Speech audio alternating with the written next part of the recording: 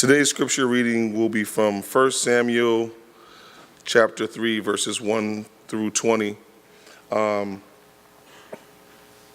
says, "Now the boy Samuel was ministering to the Lord under Eli.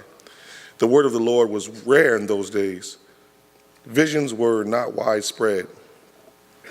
At the time, Eli, whose eyesight had begun to grow dim so that he could not see, was lying down in his room.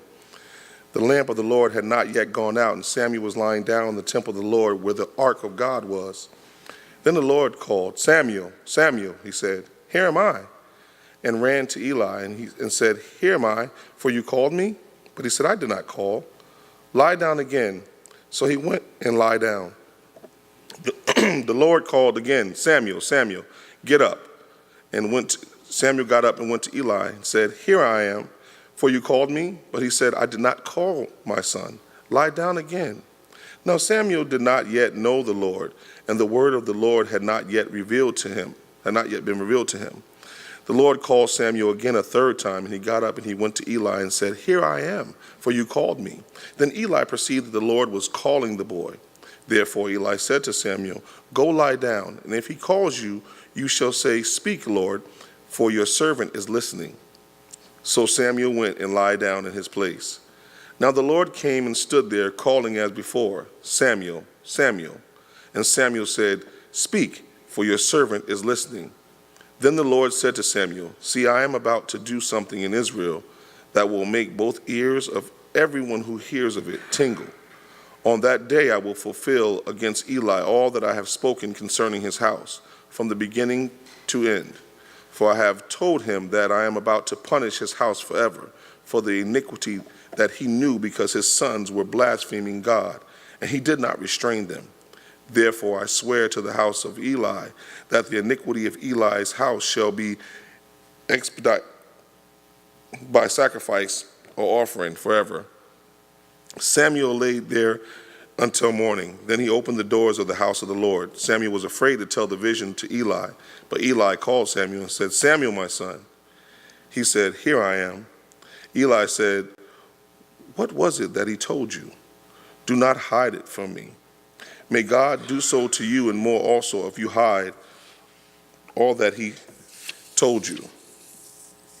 Samuel told him everything and hid nothing from him. Then he said, 'It is the Lord. Let him do what seems good to him.' As Samuel grew up, the Lord was with him, and let none of his words fall to the ground. And all Israel, from Dan to Beersheba, knew that Samuel was a trustworthy prophet of the Lord." The word of the Lord.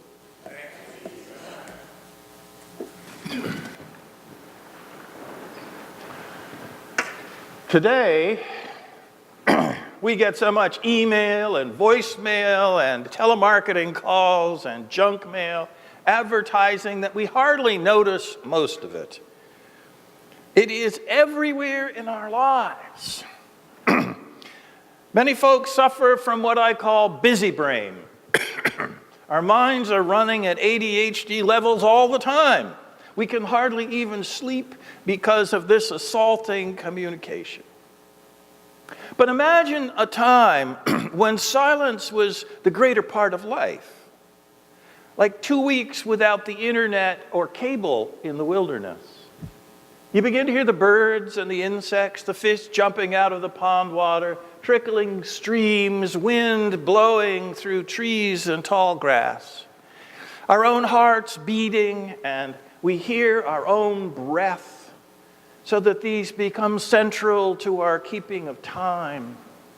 It's into this that we have a chance of hearing God speak to us, just as God spoke to young Samuel.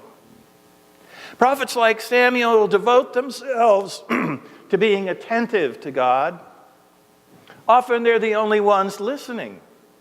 Old Eli and the rest of the hotshots in his day, well, you know what was happening there.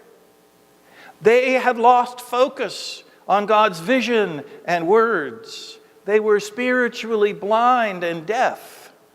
They had accommodated their religion to patterns of religion, to economic, social, and political power structures that made the rich and rich and the plundered the rest.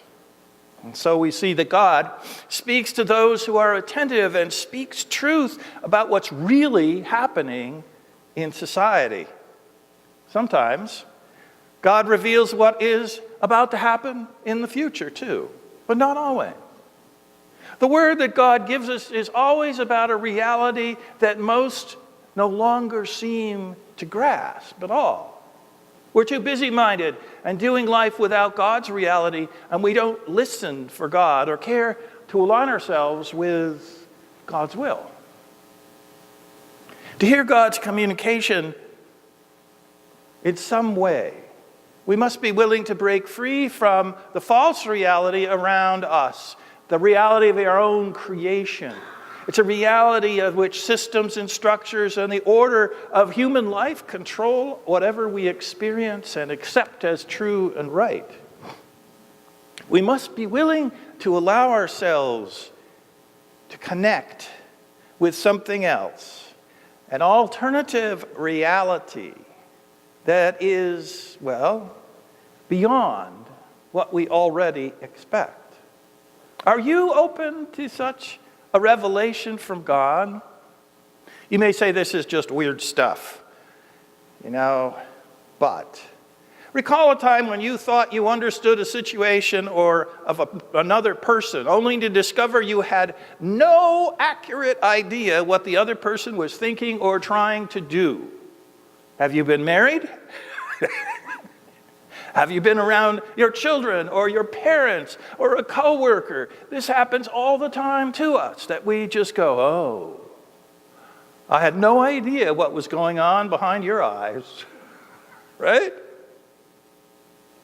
It happens all the time, and that's what prophets break through, is that lack of understanding that we have. You could label this, sort of fake news, but our spouses never do, right? They always are pretty clear that, oh no, this isn't fake news. This is something you need to know, right? And we have friends and coworkers who do the same.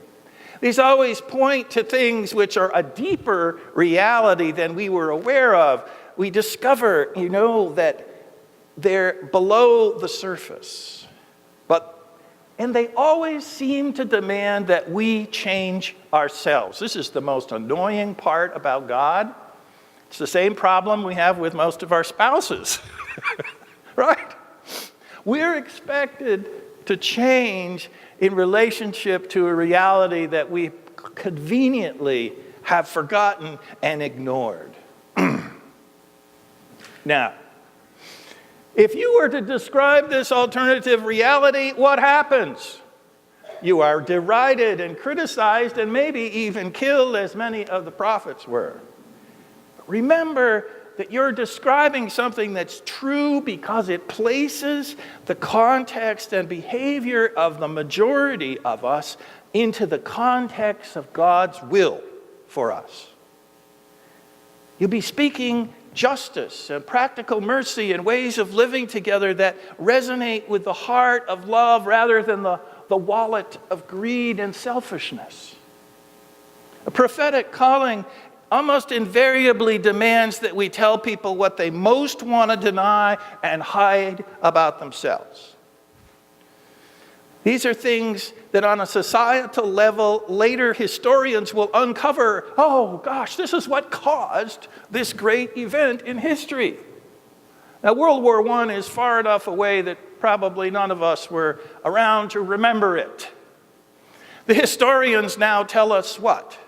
That the Treaty of Versailles that followed World War I, the rise of Hitler, the isolationism in the United States, the colonial ambitions of the British and the French, all those things and others, and the racism and anti-Semitism that was common everywhere in Europe all led to World War II.